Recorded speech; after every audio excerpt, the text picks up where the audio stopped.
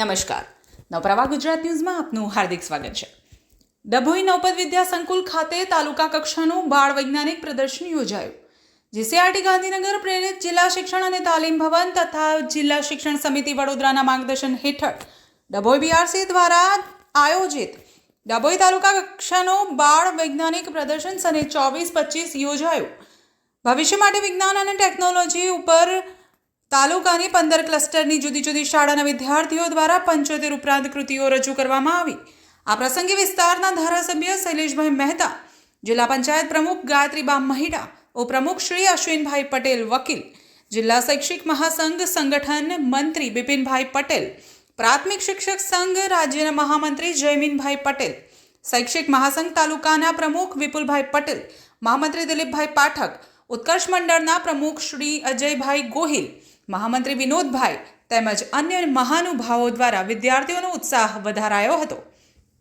ટકાઉ ભવિષ્ય માટે વિજ્ઞાન અને ટેકનોલોજીનો ભાગ માનવ જીવનમાં કેટલો મહત્વનો છે તે સાથે તેનો ઉપયોગ કઈ રીતે કરી શકાય તેવા મહત્વના વિષય પર ધારાસભ્ય શૈલેષભાઈ મહેતાના વરદ હસ્તે રિબિન કાપી ઉદ્ઘાટન કરવામાં આવ્યું.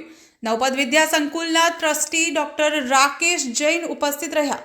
ડભોઈ તાલુકાના 15 ક્લસ્ટરમાંથી કુલ 75 જેટલી જુદી જુદી કૃતિઓ વિદ્યાર્થીઓ દ્વારા રજૂ કરવામાં આવી, જેમાં ખોરાક, આરોગ્ય, સ્વાસ્થ્ય, પરિવહન અને સંદેશા સંચાર વ્યવહાર, પ્રાકૃતિક ખેતી, ગાણિતિક મોડલ અને ગણનાત્મક વિચાર અને આપત્તિ વ્યવસ્થાપન અને કચરાનું વ્યવસ્થાપન વિષયોની કૃતિઓએ આકર્ષણ જમાવ્યું હતું. આ પ્રસંગે શાળાના બાળકો, જુદી જુદી શાળાના વિદ્યાર્થીઓ, શિક્ષકો સહિત મોટી સંખ્યામાં શિક્ષણ વિભાગના અધિકારીઓ ઉપસ્થિત રહ્યા હતા. નવપ્રભા ગુજરાત ન્યૂઝ, હિના પંડ્યા.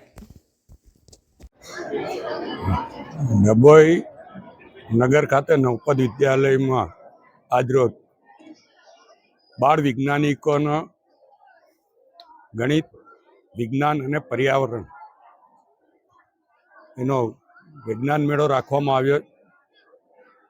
આ વિસ્તારની 175 શાળાઓમાંથી પસંદ કરીને 75 કૃતિઓ અહીંયા આગળ રજૂ કરવામાં આવી છે.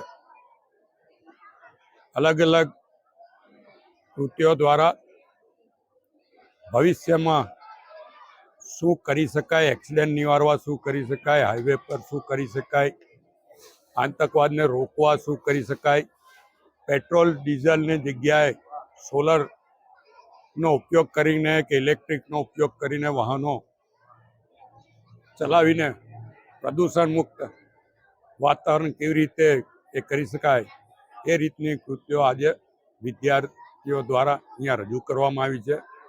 ખૂબ જ સુંદર કૃતિઓ છે.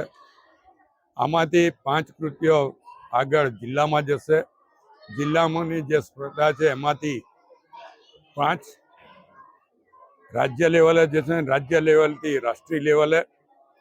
ભૂતકાળમાં ડભોઈ તાલુકાની કૃતિઓ રાષ્ટ્રીય અને આંતરરાષ્ટ્રીય લેવલે પણ પ્રદર્શિત કરવામાં આવી છે. હું આ તમામ બાળકોને શુભેચ્છા આપું છું.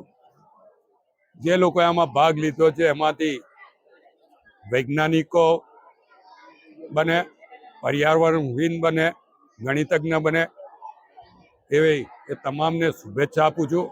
અને જે શિક્ષકોએ એમને આ કૃતિઓ તૈયાર કરવા માટે પ્રોત્સાહિત કર્યા છે, જેમણે એમની પાછળ મહેનત કરી છે, તમામ શિક્ષકોને પણ આભાર માનું છું.